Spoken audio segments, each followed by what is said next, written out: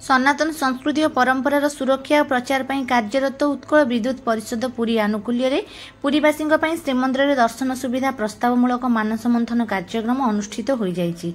गत किछि वर्ष धरी पुरीवासी और श्रीमंदिर को अबाधरे प्रवेश करि पारुनाहांती। विशेषतः पुरी बासिंदा श्रीमंदिर को श्री जगन्नाथ को दर्शन करने छड़ा विभिन्न दिन अबढ़ा आनंद बजार को जिबे, निर्बंध और महार्द टेका सूर्य मंदिर जिबे, सावित्री लक्ष्मी मंदिर जिबे, मिलिमिला बा हाड़ फुटी हेले शीतलांग पाखक जिबे। एमिति अनेक कथा। पुरीवासी श्रीमंदिर हेउछि आम गाँ मंदिर, श्री जगन्नाथ हेउछन्ति आम ग्राम देवता। शह शह वर्ष धरी श्रीमंदिर अबाधरे जा आस करबा परे एबे आमे दहगंज हेउछु। आम वयस्क बापा बो हुंतु कि आमर वरिष्ठ नागरिक हुंतु, श्रीमंदिर में श्री जगन्नाथ दर्शन जमिति स्वप्न पलटि जाइछि। श्रीमंदिर में विभिन्न समय दर्शन व्यवस्था लागू करा जाइछि और असफल होइछि मध्य। एमिति अनेक समस्यार समाधान पई किछि उपाय चिंतन पई एही संगोष्ठीर आयोजन।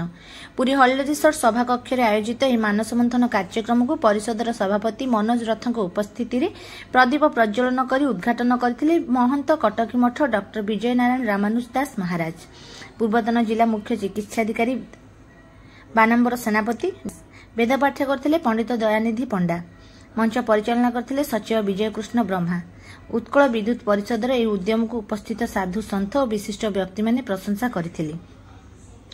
ଏହି कार्यक्रम को कोषाध्यक्ष कमलाकांत आचार्य, सदस्य शिसेन प्रतिहारी, चंदन ब्रह्मा, दिव्यरंजन दास, बिरंजी नारायण मिश्र, सौम्यश्री आशीर्वाद, शिवशंकर प्रधान और मिलन महापात्र आदि परिचालना करथिले। आगामी दिन में एक क्रियानुष्ठान समिति गढ़ी प्राप्त प्रस्ताव गुड़ी को उच्च पदाधिकारी और राज्य सरकार को अवगत कराजिबो। माइल खुंट प्रतिष्ठा करबा लोक सिद्धार्थ राय दिबेल राभा को अनुरोध करछि किछि नाही आंदोलन करबा अवस्था रे नाही, विप्लव करबा अवस्था रे नाही। हमको पुलिस जेमति कथा जे व्यवहार करूछि, मो स्त्री की पहले तुम पातळ फुटी, मो स्त्री कहले मो घर तोरंडर सही आज्ञा से पळि आछि, माने पूर्व द्वार माने फेरी आछि। तमे काई पूर्व द्वार फेरी आछि ले हम यदि रोकी थांदा मूल रही थांदे हमको छाड़ देला पळि आइलो मो घर पर तोरंडर सही आपण म चिनी करना जे तुम पातळ फुटी चिंता कोनी चाहिए। आमानक स्त्री के पुलिस करे पातळ फुटी आम पुलिस को 3 नमस्कार करछि, कलेक्टर को 10 नमस्कार करछि, खाली अबालु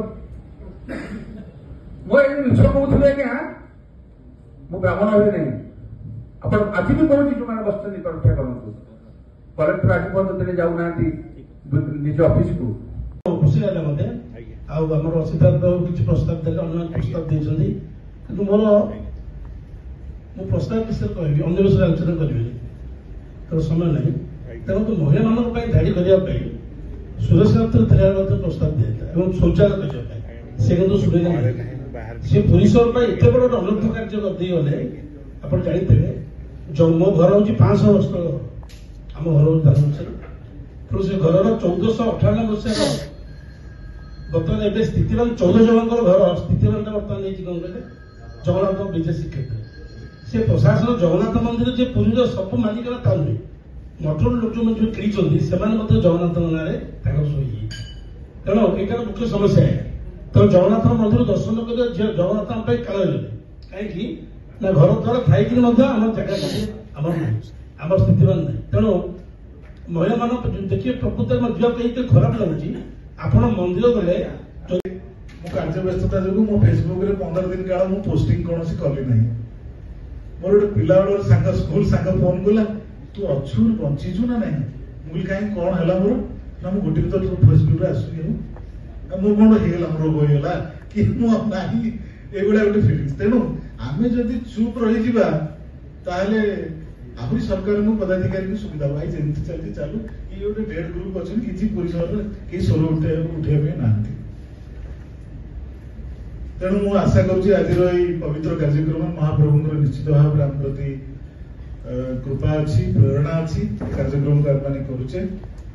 बर्तमान अनुरोध करी आम ये कार्यक्रम जो प्रारंभ करवा प्रथम 5 जन को डाकियापाई मुझर उत्कल विद्युत परिषद सचिव विजय कृष्ण ब्रह्मा को अनुरोध करी से डाकिबे 5-10 मिनिट चतुर्धामूर्ति को जो मैंने दर्शन करते गणित से बड़ भागला आउ से सुजोग ये बाकी जीवदशा आसबनी कारण आम मैंने सेवायत नुह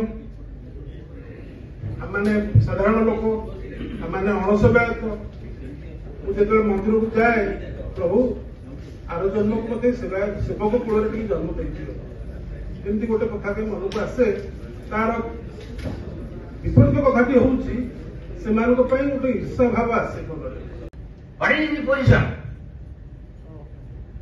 कौन से कहूँ व्यवहार गोटे सेवक गोड़े जाऊँ पुलिस कहीं जदि किए जन अन्याय विरोध कला जन सेवक गोड़िया कि पुलिस कहीं माने दुर्भाषा आपण मान कौन मैं कह व्यवहार कर तेणु यही परिप्रेक्षी आउ अधिक आगे चाहिए valuable time of my friends एति मु कहबी जहाँ आदित्य जो कथा प्रस्ताव देछन से प्रस्ताव राजी कहते पिता माता टू बड़ी बड़ नुहति ठाकुर तेणु आज समस्तर आम पुरीवासी मानकर जो आकुल नवेदन विशेषकर पिता माता बापा माँ जो आकुल नवेदन पुत्रपति मैंने भगवान को किए सखा बेले भावुची कि पुओ बोली भावुची जी जो बार भाव से प्रभु पाखे आज पहुँची आम तो भक्त ही पारानी साल भाग आम सब आश्रित आम सब चरणाश्रित क्या पाखे पढ़ी जाए।